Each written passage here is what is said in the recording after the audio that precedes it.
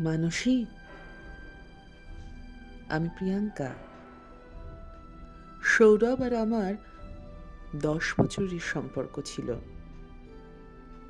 তারপর সব কিছু খুব ভালো চলছিল। হঠাৎ আমি প্রমোশন পাই। সেটা আমাদের বস শুক্লা স্যার সৌরভকে জানায়।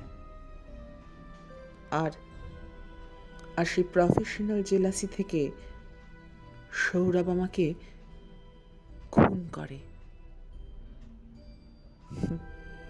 ভাবছো তো কে এই সৌরভ? আর তোমায় বা আমি এইসব বলছি কেন? তবে শোনো, সৌরভ হলো আজকের অনির্বাণ চ্যাটার্জি। সৌরভ নামটা বদলে হয়েছে অনির্বাণ।